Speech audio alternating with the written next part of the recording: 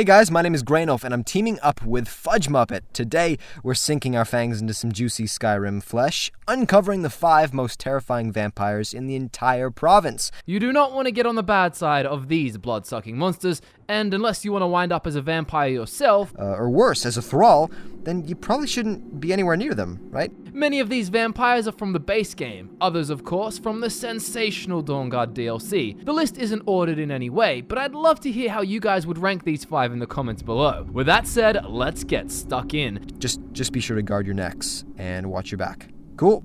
Let me introduce you to Movarth Pequin, one of the scariest and most evil vampires you will ever meet. Movarth has a very big story worthy of its own video, keep an eye out for that, and actually lived sometime all the way back in the Second Era. Ironically, Movarth was a vampire hunter, a pretty good one, and he began his career in the Fighters Guild, eventually even killing vampires all the way up to the Volkihar clan. Now, his life was very glorious and righteous, until, however, Movarth was betrayed by one of his own contacts, a priest who turned out to be a vampire. Now, this priest inflicted Movarth with the curse, and you can read it all actually in the book Immortal Blood. Now, from here, Movarth turns into the monstrosity that you do see in Skyrim. He's a known and feared master vampire, very powerful, with both destruction magic and one-handed melee fighting. What could be worse than a powerful vampire who used to be a vampire hunter and therefore knows how he can cover any possible weakness that he might have?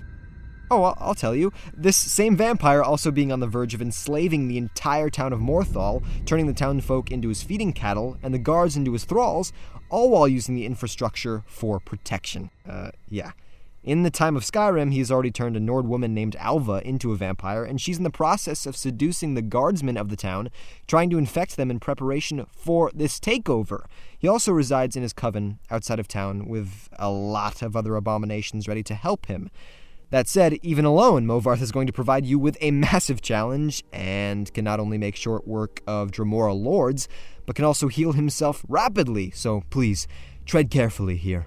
If you thought Movarth had a nefarious plot for world domination, let me introduce you to none other than Lord Harkin, ruler of the Volkihar clan and their castle. Harkin doesn't just want to enslave a town, he wants to fulfill an ancient prophecy by blocking out the sun itself, allowing vampires to thrive and spread more easily, maybe even taking over all of Tamriel. One of the most terrifying things about Harkin, besides the fact that he is a pure-blood vampire who can turn into a ridiculously powerful vampire lord with a variety of sinister powers, is actually how far he will go to fulfill his goals. He's drunk on power and will do anything for more. His immortality makes him view relationships and bonds as fleeting and temporary, but personal power he can have forever. He even considers his family mere tools in his plan, but I'd be wrong to say that Harkin wasn't warped to begin with, because he was. He was once a mighty king who was very successful. His domain was vast and he dominated. Towards the end of his life, however, Harkin feared his own mortality, so much so that he made a pact with Molag Bal to turn himself and his family into pure-blooded vampires. This gave birth to the Volkihar bloodline, and Harkin couldn't care less about what he had to do for Molag Bal, which was sacrifice a massive 1,000 innocents. This goes to show that Harkin will not let himself be stopped. He is powerful naturally, and he has been cursed or blessed, in his opinion, to be even more unstoppable than ever possible. He's also a sneering elitist, looking down on others and using his fangs, claws, and powerful sword to kill thoughtlessly and viciously. Next, we have a vampire who isn't terrifying in the most obvious ways. She's a lot more subtle, and she's generally a useful person to normal society.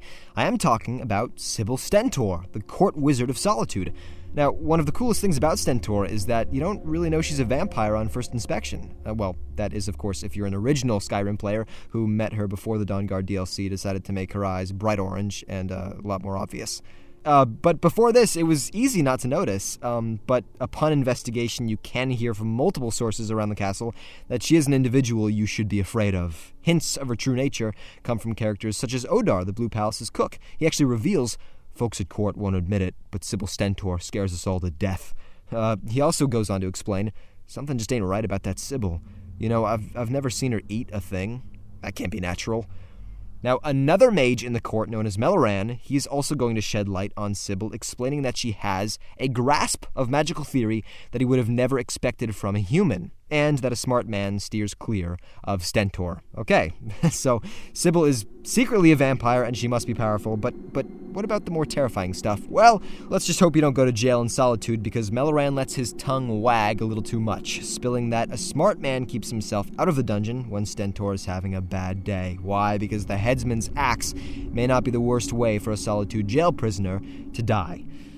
We also hear Stentor talking about running experiments, which you would assume were purely arcane in nature, but perhaps they're more inhumane than you'd think. Head down to Solitude Jail, and you'll find it looking pretty empty. No one is really in the jail cells, but you can find the headsman there, who's going to put the icing on the cake by revealing every now and then Sybil Stentor will come looking for volunteers. Okay, so overall, Sybil Stentor is one creepy vampire, and the fact that she's in such a high position of power with the permission to do such things to prisoners, well, it's scary to say the least.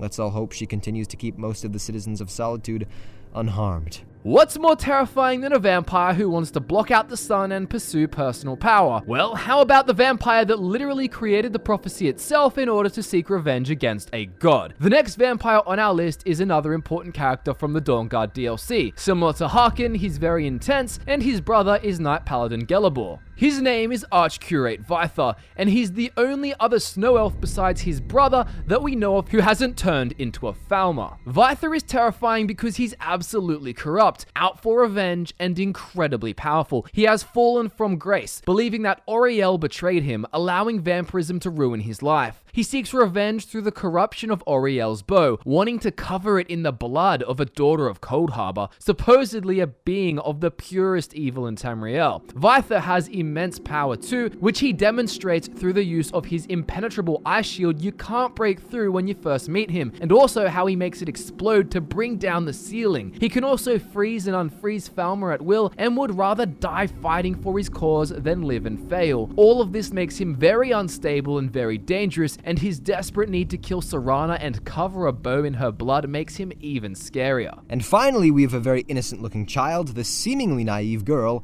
Babette. But why can this child be found with members of the Dark Brotherhood?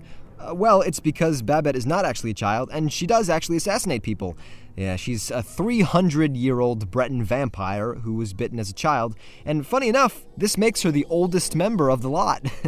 Babette is a master-level trainer in the alchemy skill and can make some of the most deadly poisons in all of Tamriel. I mean, maybe she sells fatal cupcakes to her victims. No, I wouldn't be surprised. In the Falkreath Sanctuary, you get to hear her telling a story about one of her recent assassinations where she uses her childlike appearance to trick her targets. So again, I wouldn't doubt it. I mean, who would perceive a young girl like her to be a threat anyway? Besides looking like a child while also being a really deadly vampire, Babette is also just terrifying because she has this big sense of humor about it all. Yeah, she says this joke to you.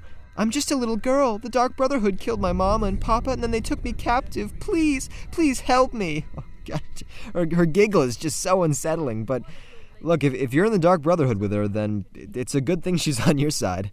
And that wraps up this Skyrim video. Thanks for tuning in and supporting the video, and if you did like it, please sink your fangs into that like button. Subscribe for more if you want more, and if you want to follow us on social media, you can find those links in the description next to our Patreon link. There is also a link to the incredible Grainoff's channel, so go over there and enjoy that. My name is Michael. This was the most terrifying vampires in Skyrim, and I look forward to nerding out with you all again very soon.